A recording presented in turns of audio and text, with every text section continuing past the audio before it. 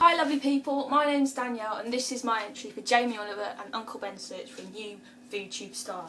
What we're going to be doing today is a lovely pea, pancetta and gorgonzola risotto, and it's going to be absolutely delicious, it's going to be oozy, it's going to be rich, it's going to be lovely.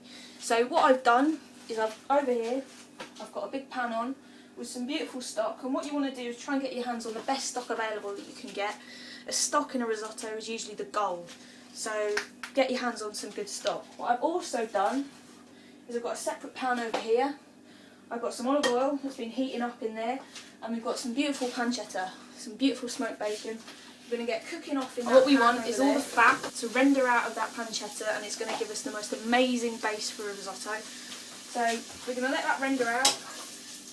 We want them to go really dark, golden, crispy, and please don't be afraid here, because the darker you get it, the more colour you get on it, the more flavour you're going to get from it. Some beautiful fresh sage. I picked this from my garden.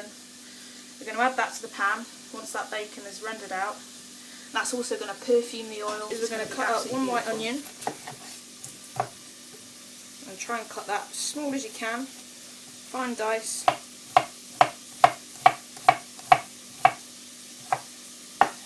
And what we're doing here is we're building up the basis of flavours for our risotto, and that's really what a good sauce, a good risotto is all about, is building up those flavours so you get the most amazing overall result. I'm cutting this as fine as I possibly can.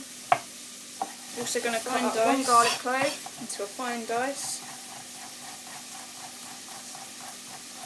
Watch your fingers when you do this, obviously. Break that down a little bit, chop it up. Beautiful.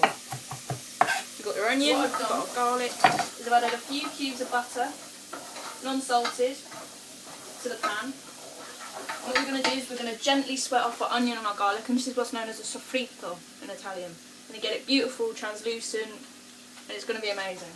So we're going to let that sweat off for about 10 minutes. And obviously the more you cook out a vegetable, the more you're going to bring out the sugars in it. So this is a really important stage of making this risotto. So we're going to let that sweat off for 10 minutes. And now we're going to add our rice. And we're going to get that mixing around in the pan.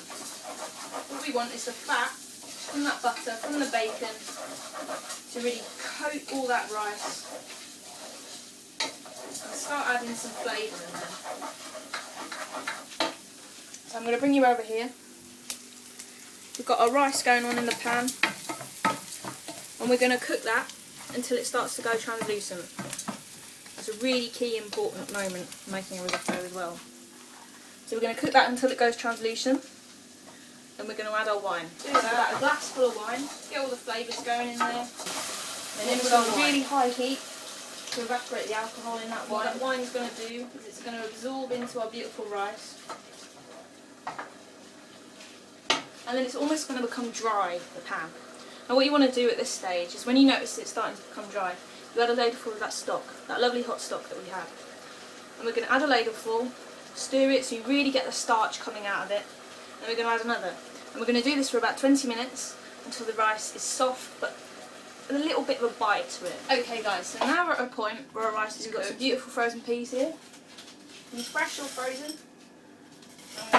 Also got beautiful gorgonzola cheese here. We'll crumble that in. Add this beautiful pancetta that we rendered out earlier. At this point, we're going to hit it with a bit of salt. Be careful with the salt because of the salty cheese and the bacon. And a bit of black pepper. We get to this. Now what we're going to do to give it that beautiful texture is we're going to add a little bit of butter and a little bit of Parmesan cheese in there. We're going to stir that through. And we're going to leave that rest for a minute. That's absolutely crucial. And finally, put it into a dish with all the cheese that's melting through it. Simply, we're going to finish that with a crispy sage. And then we have it. This is my entry for Jamie Oliver's and Uncle Ben's search for a FoodTube star.